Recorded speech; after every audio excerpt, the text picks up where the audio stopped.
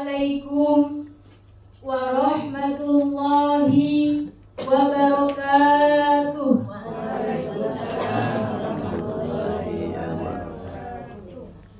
Bismillahirrahmanirrahim. Alhamdulillah an amana bi ni'matil iman wal islam wa akramana bi khilafatihi min jami'il alam. Wassalatu wassalamu ala khairil anam Sayyidina wa maulana Muhammad sallallahu alaihi wasallam wa ala alihi wa ashabihi ila akhiril ayyam. Amma ba'du. Al-mukarram wal mukarramah, para alim, para ustadzah, wabil khusus yang terhormat Ibu Sohibul Bait, Ibu Ustadzah Nurbaiti beserta keluarga, Bapak dosen kita, wali kelas kita, Ustadz Ahmad Paltoni Eskop yang kami muliakan, Bapak Ustadz Taufik Slamet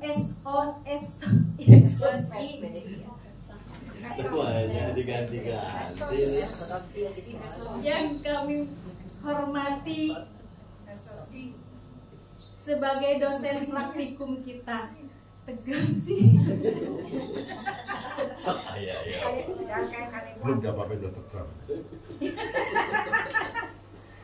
Dan tidak lupa ibu-ibu yang cantik dan soleha, yang mirip Ike Nurjana, yang selalu bergairah kayak Mulan Jamilah.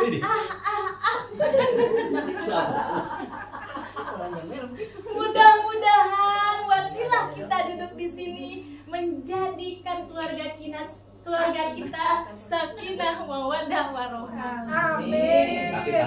Kayaknya saya harus kenalan dulu. Permisi Pak, ini saya tegang banget. Tegang lihat kumisnya. Padahal saya juga kumisan. Puji dan syukur marilah kita panjatkan kehadirat Allah yang Maha Rahman, yang telah menurunkan Al-Quran sebagai pedoman, yang jika dilantunkan mampu menghilangkan kegelisahan dan mampu mendatangkan ketenangan. Mudah-mudahan kita semua selalu menjadi hamba Allah yang beriman. Untayan solawat bertangkaikan salam, marilah kita sanjungkan kepada Nabi yang menjadi suri tauladan, yang menjadi idaman para insan, yang telah membawa umat dari zaman kejahiliahan hingga zaman keislaman, yang telah menuntun, yang menjadi petunjuk dari jalan kegelapan hingga jalan kebenaran. Beliau adalah Habibi wa Habibana Muhammad sallallahu alaihi wasallam. Mudah-mudahan kita semua yang hadir di sini mendapatkan kebahagiaan. Amin. Hadirin rahimakumullah. Hidup kita akan terasa sempurna kalau kita paham akan sumber hukum Islam. Tetapi sebaliknya, hidup kita akan terasa sengsara kalau kita tidak paham akan sumber hukum Islam. Betul? Betul. Saya yakin ibu-ibu di sini adalah sudah paham akan sumber hukum Islam. Walaupun sudah pada paham, saya sedikit akan membahas tentang menggali keindahan sumber hukum Islam sebagai pedoman hidup yang sempurna. Hadirin rahimakumullah. Semua orang yang ada di dunia ini, terutama yang ada di sini, baik yang senior, apalagi yang sudah junior, dibalik, ini junior ya, senior, akan mendapatkan ketenangan, ketentraman, kesempurnaan hukum Islam. Sumber hukum Islam salah satunya adalah Al-Quran.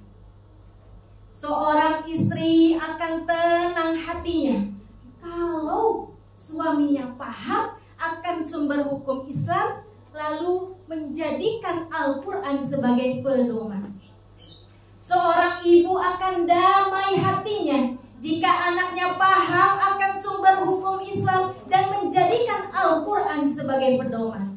Tetapi sebaliknya, banyak di antara kita yang belum memahami dan mengamalkan ajaran hidup yang terdapat di dalam Al-Quran. Contohnya, seorang ibu akan selalu merasa gelisah hatinya kalau anaknya tidak paham akan sumber hukum Islam dan tidak menjadikan Al-Quran sebagai pedoman. Lebih-lebih anak remaja sekarang, YouTube bukan hanya jadi tontonan, tapi menjadi tuntunan bagi mereka. Na'udzubillahi min jamaah.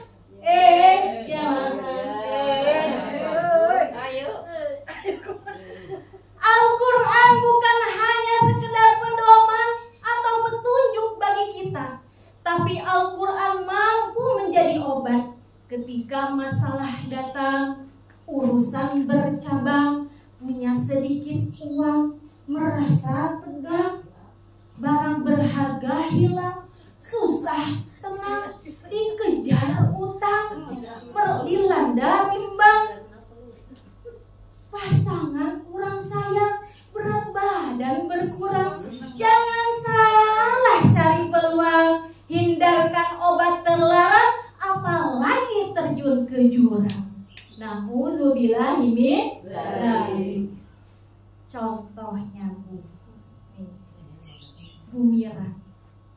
Misalnya Bu Mira tuh ditinggalin suaminya, pergi ke Madinah buat bimbing umroh, udah gak mau aja ya.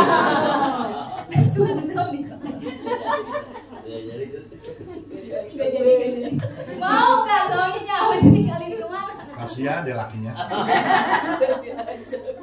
Gak diajak. Pergi bimbing umroh.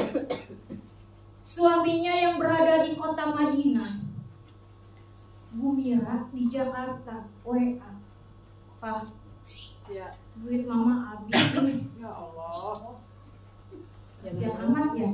Sebuah pesan yang tidak diharapkan para suami. Betapa tidak, di Jakarta Ibu Mira lagi renovasi rumah. Udah jadi. Udah jadi. Oh, udah. Flashback. Bahan bangunan udah disiapin, gaji tukang udah disiapin, tek-tek bengeknya udah disiapin. Tapi kenyataannya gaji utang kagak cukup. Utang nagih sama Utang nagih sama Bu Mira. Alhasil duit Bu Mira habis, kebingungan tuh Bu Mira. Habis teteknya tinggal bengeknya. Nah itu Pak, benar. Suami Bu Mira balas, bentar ya Mah, tanya Allah dulu. Wah, kalau istrinya yang senewon, apaan sih Pak, lagi pusing malah tanya Allah. Emang Papa punya nomor WA Allah? Tapi karena Ibu Mira ini wanita soleha, dia paham apa yang dimaksudkan oleh suaminya. Suaminya akan melakukan istikharah bil Quran, melakukan interaksi dengan Allah lewat Al-Quran. Dengan penuh kehati-hatian, suami Ibu Mira balas, Mah, coba deh buka surat Hud ayat 6. Dengan penuh ketegangan, suaminya Ibu Mira menunggu respon dari Ibu Mira. Udah dapat jawaban dari Allah, bukannya kirim duit malah kirim ayat. Karena dengan penuh sami'na wa ata'na kepada suami, Bu Mira akhirnya jawab, Ya udah deh Pak, makasih ya, Mama udah tenang sekarang. Apa yang suaminya kirim?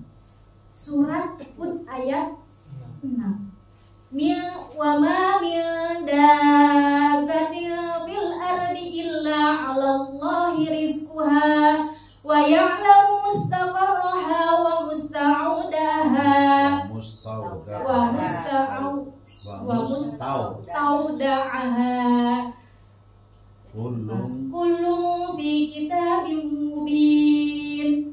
Dan tidak ada satu hewan binatang melata di muka bumi ini kecuali Allah berikan rezeki. Allah tahu tempat berdiamnya dan Allah tahu tempat penyimpanannya. Semuanya sudah tertulis di dalam kitab Allah yang nyata. Masya Allah, jawaban dari suaminya, jawaban dari Allah mendatangkan ketenangan. Setelah Bu Mira tenang, akhirnya ada seseorang yang datang ke rumah. Ibu Haji Aini silaturahmi, bawa sotomi, makan bareng-bareng. Sambil ngobrol kesana kemari, akhirnya Bu Mira curhat. Bu Haji, ini ada mobil nih Bu Haji, mau saya jual. Barangkali Ibu Haji mau beli. Wih, kebetulan anak banget ya. Kan sering curhat. Biar jadi ini motivasi kan, betul ya Bu? Salah Bu Hajinya doang. Kebetulan Ibu Mira, anak saya Neng Ismi kalau berangkat kuliah nggak bawa mobil, naiknya Jaklingko. Ini buat anak saya Ismi. Akhirnya dengan kesepakatan bersama, mobil terjual. Bu Haji Aini mendapatkan keinginannya, yaitu membelikan mobil buat Neng Ismi. Itulah solusi ketika kita menjadikan Al-Quran sebagai pedoman. Al-Quran itu Bu, ibarat peta, petunjuk bagi orang yang tidak punya tujuan. Ibarat Google Map ketika hilang arahan, dan ibarat obat ketika putus harapan. Karena menurut studi ilmiah yang dilakukan Dr. Ahmad Al-Qadi di Amerika Serikat, mengatakan 97% dengan hanya memperdengarkan bacaan Al-Quran saja mampu bereaksi positif kepada pasien tersebut. Ini membuktikan bahwa Al-Quran mampu menjadi obat bagi yang tidak sehat. Dan kesimpulannya, ayatnya. Karena Allah berfirman dalam Quran surat Yunus ayat 57. Bismillahirrahmanirrahim. Ya ayyuhan nasu qad ja'atkum mau'izatum min rabbikum wa shifaa'un lima fis sudur wa hudan wa rahmatul lil mu'minin. Shadaqallahul adzim. Wahai manusia, telah datang kepadamu pelajaran dari Tuhanmu, wa shifaa'un lima fis sudur, dan penyembuh bagi penyakit yang ada di dalam dadamu, wa hudan wa rahmatul lil mu'minin, dan menjadi petunjuk serta rahmat bagi orang-orang yang beriman.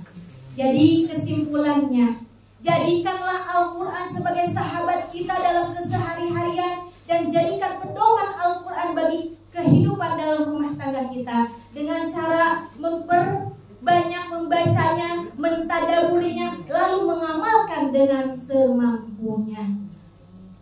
Maka dari itu, ayo kita sama-sama, padahal tadi saya lupa, jadikan Al-Quran sebagai pedoman dalam kehidupan sehari-hari agar mencapai kehidupan yang sempurna. Sebelum saya tutup, izinkan saya berpantun. Bertemu presiden di istana, sampai di istana dikasih makan. Al-Quran kitab yang paling sempurna. Ayo kita kaji dan kita amalkan. Terima kasih atas segala perhatian. Mohon maaf atas segala kekurangan. Wallahu